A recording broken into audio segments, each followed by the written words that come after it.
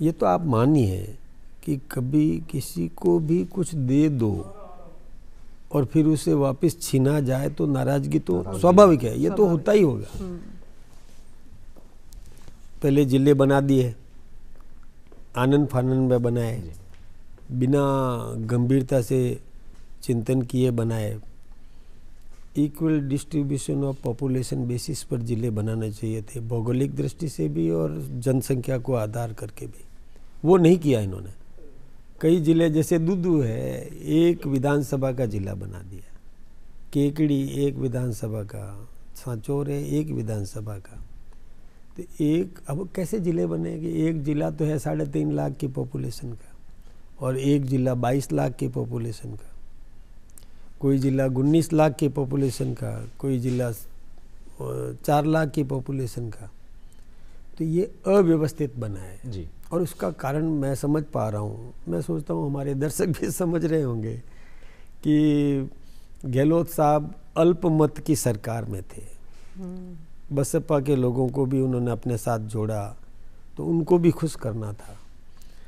और फिर उनके खुद के उप मुख्यमंत्री सचिन पायलट जी अपने समर्थक विधायकों को लेकर के और होटलों में बंद रहे कैंप करके, और खुद मुख्यमंत्री जी भी यानी अशोक गहलोत साहब खुद भी अपने समर्थक विधायकों को लेकर होटलों में, दूसरी होटलों में बंद रहे। तो उनको विधायकों को खुश करना था और खुश करने के लिए उन्होंने जिले बनाए। बनाओ, जिले बनाओ, कोई तकलीफ नहीं है।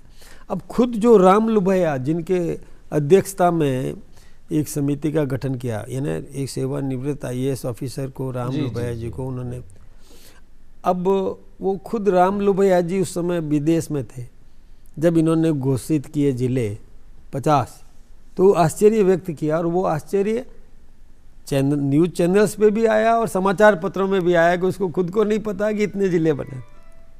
तो ये आनंद फानंद में किए गए थे। तो उसमें अब हमारी सरकार ने भी और एक सेवानिवृत्त IAS ऑफिसर्स की अध्यक्षता में एक समिति का गठन किया, ललित के पंवार किए थे। और आप तो जानते हैं ललित के पंवार, आप इस संस्था से भी जुड़े रहे, हमारे नहीं आपकी संस्था जो है।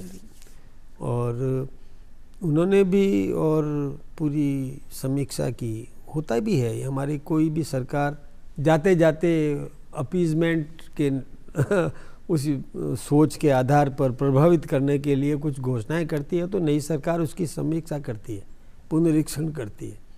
तो पुनरीक्षण हुआ, उसमें जिले 41 जिले रह गए। तो इसमें कोई, मैं सोचता हूँ कि किसी के विकास को रोका नहीं जाएगा, उनको पूरा सम्मान मिलेगा, उनको सुविधाएं मिलेगी सभी को।